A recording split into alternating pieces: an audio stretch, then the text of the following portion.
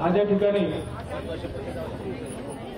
अंजना महादेव कामटे यांच्या शोकसभेसाठी आपण सगळे जमलेलो आहोत आणि त्यांना श्रद्धांजली वाहण्यासाठी आपल्या लोकप्रिय खासदार सुप्रियाताई सुळे या ठिकाणी उपस्थित आहेत। ताई, आमचा हा संघर्ष 2016 पासून लढतोय आम्ही। हा संघर्ष लढत असताना अनेक अडचणींना सामना आम्हाला द्यावा लागला, अनेक अडचणींना तोंड द्यावं लागलं। सुरुवातीच्या काळामध्ये आम्ही खूप आंदोलनं केली, खूप मोर्चे काढले, त्याच्यावरती सुरुवातीच्या काळामध्ये खूप लोकांच्यावरती गुन्हे दाखल केले। गुन्हे दाखल झाले म्हणजे आंदोलन थांबतं, प्रकल्प राबवता येतो असा काही लोकांचा मानस आहे, परंतु आमचा इथला एकही शेतकरी थांबणार नाहीये, आंदोलनावरती ठाम आहे। कुठल्याही प्रकारचा सर्वे आम्ही होऊ देणार नाही, इथं विमानतळासाठी एक ईटही रचू देणार नाही, हा आमचा मानस आहे। हे सगळं होत असताना ताई, आज महसूल मंत्र्यांनी एक मीटिंग घेतली कलेक्टर ऑफिसमध्ये। मी त्याचा साक्षीदार आहे, मी सगळ्यांना सांगतोय, मी काय सांगतोय, मी जबाबदारीने बोलतोय, जे सांगितलंय ते मी तुम्हाला सांगतोय। महसूल मंत्र्यांनी सांगितलंय की ताई, तुम्हा शेतकऱ्यांच्याकडे फक्त 15 दिवसाचा टाइम, 15 दिवसांचा।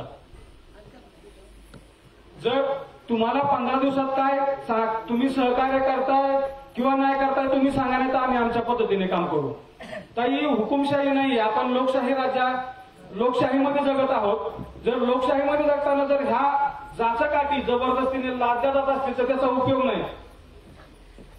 तिथं विद्यमान आमदारांनी सांगितलं की 2017-18च्या काळामध्ये एक कुठली जर्मनीची कंपनी आहे, डॉस का डास जे काय असेल ते, त्या कंपनीने सर्वे केला आणि त्यांनी सांगितले ही जागा योग्य आहे, परंतु त्या काळामध्ये तरी 7 ठिकाणी सर्वे झालाय। मग त्याच्यामध्ये राखनावळे असेल, सुपवाडाचा भाग असेल किंवा आमचं अजून बाकी काय आहेत। तर आमची मागणी एवढीच आहे की ह्या जागे व्यतिरिक्त बाकी इतर 6 जागांचाही विचार केला जावा। त्याचं कारण असं आहे, या 7 गावामध्ये आमची 80% पेक्षा जास्त जमीन ही बागायती आहे। जर बागायती जमीन आम्ही कसतोय, एका शेतामध्ये एका वर्षामध्ये जर आम्ही मल्टीक्रॉप प्रमाणे किंवा बहु पद्धतीने आम्ही जर पीक घेतोय, एका रानामध्ये किंवा एका वर्षामध्ये आम्ही 4 प्रकारची पिकं करतोय, तर माझ्या माहितीप्रमाणे ही जागा अधिग्रहण करता येत नाही। हे माझ्या माहितीप्रमाणे, मला याच्यापेक्षा जास्त माहित नाहीये। परंतु हे सगळं करत असताना जो काय 10-20% भाग राहतो, त्या 10-20% तुम्ही विमानतळ करू शकणार नाही, आम्हालाही माहिती। त्याच्यामध्ये काय सरकारी जमीन आहे, काही आमची मोकळा मार्गाने पडलेली आहे। परंतु ज्या पूर्व पट्ट्यामध्ये की जो रिसापिसा, सुपवाडाना, पुरंदर आणि बारामतीचा जो काय भाग आहे, त्या भागामधल्या लोकांनी त्या काळामध्ये विद्यमान आमदार ज्यावेळेस विजय शिवतारे होते त्यांच्याकडे त्यांनी लेखी निवेदन दिले, विमानतळ झालं पाहिजे ग्रामपंचायतचे ठराव करून। मग आमची मागणी तीच आहे, ज्या ग्रामपंचायती ग्रामसभेचे ठराव करून दिले त्या ग्रामपंचायतींना ते विमानतळ द्या, आम्हाला नको, बरोबर ना? आमच्यावर जबरदस्तीने लादण्याचा प्रयत्न करू नका। आणि काही शंका आहेत आमच्या 7 गावातल्या शेतकऱ्यांच्या, आणि त्या मला सांगाव्या वाटतात। म्हणजे मी राग नका मानू, पण जे आहे सत्य परिस्थिती मला तुमच्या समोर मांडावी लागणार आहे। ताई, अनेक लोकांच्या शंका आहेत। उदाची वाडी आहे, वरपुरीमध्ये तुमची 130-135 एकर जागा आहे। हो, ऑन रेकॉर्ड चॅलेंज करते, चॅलेंज ही पुरंदरमध्ये 1 इंच माझी जमीन असली ती मी तुमच्या नावावर करते, उद्या दाखवा।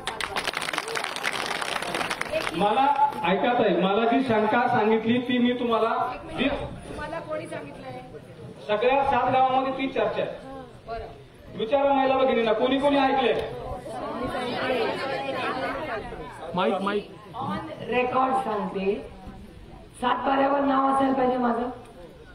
उद्या असं करायचं, कलेक्टर ऑफिसला जायचं, 7-12 चेक करायचा, जी जमीन पुरंदरमध्ये माझी निघेल सही करून प्रत्येकाला 1-1 एकर गिफ्ट, माझ्या नावावर असली पाहिजे।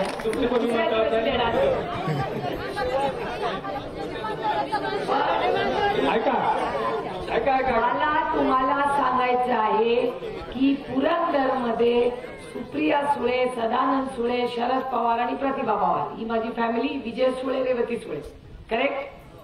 माझं इमिजिएट विनंती आहे मूळ मुद्दा बोला. नाही तुम्हाला ही माहिती असलं पाहिजे की पुरंदरमध्ये शरद पवार, प्रतिभा पवार, सदानंद सुळे, सुप्रिया सुळे, रेवती सुळे आणि विजय सुळे ही माझी इमिजिएट फॅमिली. आमची पुरंदरमध्ये एक इंचही जमीन नाही.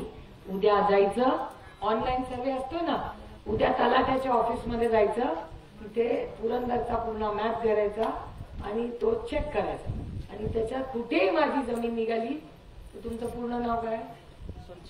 संतोष बबन हगवणे, संभाजीनगर जिल्हा. जेवढी माझी निघेल ती मी ब्लँक पेपरवर तुम्हाला सही हवी त्याला करून देते.